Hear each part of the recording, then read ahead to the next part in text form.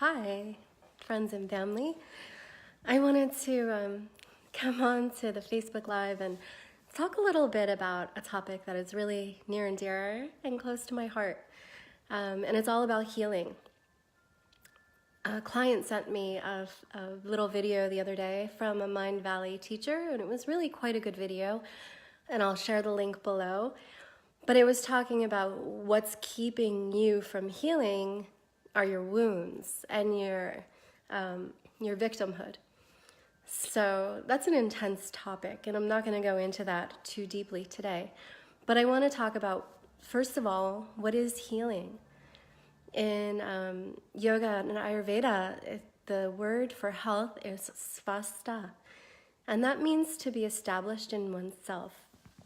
And the idea that the mind and the body and the spirit are all connected is sort of intricate to the philosophy of yoga. And it's one that I've seen time and again in my work and in myself, that when the physical body is out of alignment, the mental, emotional body gets out of alignment, and vice versa. That there's no way to truly heal a broken foot, for example, like I had last year, if you are depressed, and the broken foot can lead to depression. There's no way to heal depression if you're in a cycle of pain. And when I say no way, I don't mean no way, I just mean you have to step out of that state in order to begin the healing process. So for a long time, I worked in nursing homes, and I was young when I started that work. I was 23, and at first I was really tender and really empathetic, and I felt everybody's pain and everybody's suffering. And then I started to notice that some people weren't suffering, right? Some people were there in the same conditions that others were, but they had a different approach, a different perspective, and a different outlook that enabled them to be content, no matter what their circumstances were. One woman stands out in my mind very, very much. Her name was Rose. And Rose was like the epitome of the gentle grandmother. Her family was always visiting. She was so friendly and loving, and she just always had a positive attitude. And when she had something negative to say or talk about, she did so with grace and with compassion and kindness. And of course there were negative things to talk about. I mean, she lived in a nursing home, and so the care wasn't always great. And there were some things that would come up from time to time that were of concern to every person that lives in that environment. But she was one of the prime examples of people that just showed up and just did so with so much beauty and so much contentedness, that she could take a situation that for others was the cause and the root of their suffering and turn it into something golden, where she created new relationships, and she was an artist, and she got to still do her art. And like I said, her family visited all the time, and everybody loved her. And I began to notice that and time again over the 18 years that I worked in that environment.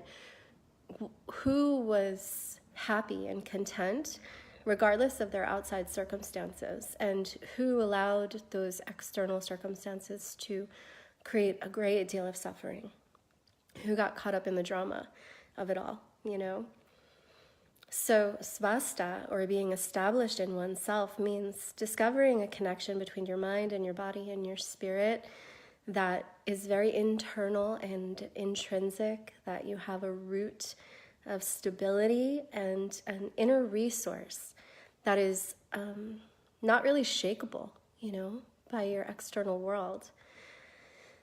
And is this possible?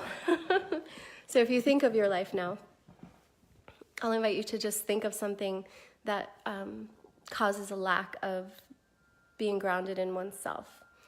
Whether it's physical, emotional, or mental, is there something in your world that offers opportunity for healing? And I love Claude Anshin Thomas. He's a Buddhist monk who is a Vietnam veteran and was one of my Vipassana teachers. And he said that healing isn't the absence of suffering, but it's learning to live in a conscious way with it. Learning to live in a conscious way with it. And what does that mean? I think there's so much beauty in that one simple statement, but it's like, how present can you be with your wounds? How present can you be with your shadow? With those parts of you that aren't easy to face, with those traumas or challenges in your world, in your history, that maybe you've repressed or blocked or haven't really taken the time to dive into, to sort out, and to really be present with.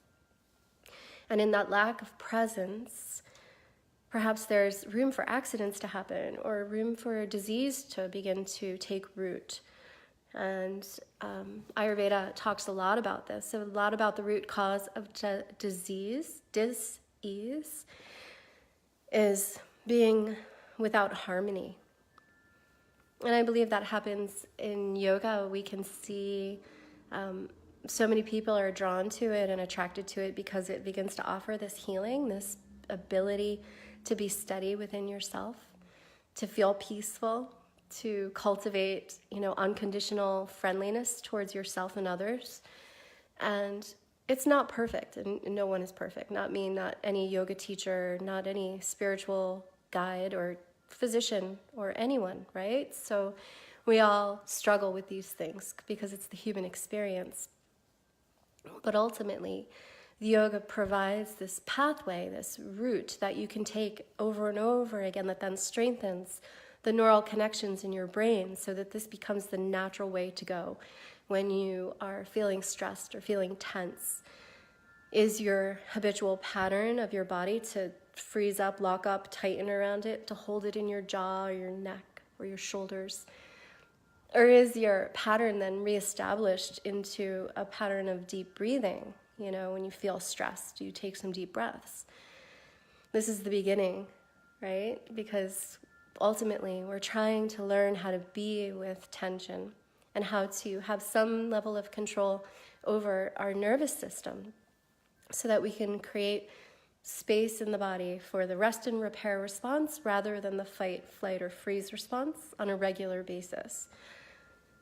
But if we're living with deep wounds, if we're living with deep traumas, and we're not really addressing them or allowing light to shine upon them so that we can heal them, then these places stay undiscovered. These habits and patterns that we have remain a part of our subconscious mind and a little bit out of our control.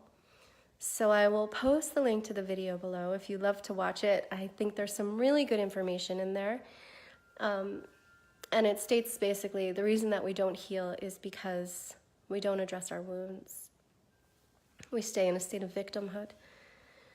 And I think that's one big reason. I know in my own life, it has been.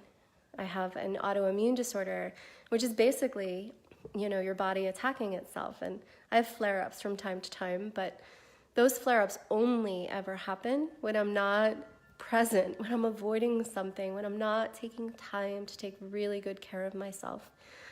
I think that there's a beautiful book. I'm going to make a statement, but I want to highlight the book first. There's a book called The Body Keeps Score, and it's the way that we manifest disease in our bodies. It's about how our biography is our biology, that the story of our lives, every event that ever happens to us, every heartache, every broken bone, every, emotional trauma, every stressful event has the opportunity to get lodged in our tissues and affects us on a cellular level. So it can wreak havoc with our DNA.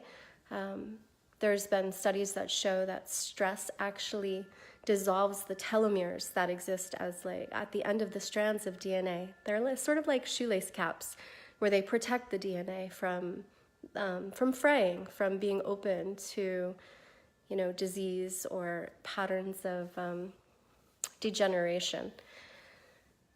And stress does that to the body. So if we're letting our wounding, or our physical and emotional and intellectual stress sort of dictate our world without tools to then mitigate that and turn it into something that we process and eliminate, we can definitely leave ourselves open to disease, disharmony, and injury.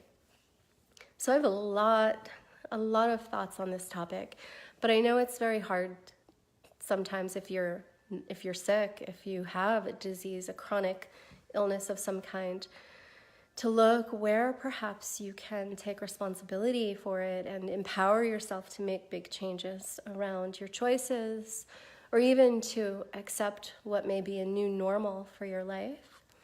But I promise you, it's possible. I've seen people do it in miraculous ways, and I'm so happy to share some practices to help around that. I'm doing so this Wednesday, or I think Wednesday. I'm all messed up with the days of the week, but I'll post a link below. I have a webinar coming up where I'm going to share some really simple yoga and Ayurvedic practices to just create more harmony, balance, and alignment in the body and the mind, and to offer opportunities to develop an inner resource that is untouchable by your external world. So please check in with me. Let me know what you're working with, what you're healing, what you've healed. I feel like I've healed a lot in my lifetime. I've healed an immense amount of trauma, an immense amount of emotional and physical abuse that I went through as a child. And it took me 40 years to heal it. But I feel finally at this point that I am somewhat free from it, or free from the ill effects of it, and I've actually used it to build a beautiful foundation of compassion and empathy for others, and it's what guides my work. So my own experience kind of has opened the doorway to my own ability to help others heal. And I think that's another part of it, is understanding that whatever happens to us, somehow our soul may have chosen it, whether it's for our own evolution or for our own, our soul's evolution, or our ability to learn a specific lesson, to learn great compassion, to learn grace in times of struggle, to become better, that's our choice. So I love you. I hope that you are well and you're enjoying this beautiful day. And I'm going to post some links below, a link to the original video about this healing and this impact of the wounding on healing. And I'll post a link to the webinar that I'll be having, and I would love for you to tune in. So thank you so much for watching now, and I'll see you soon. Namaste.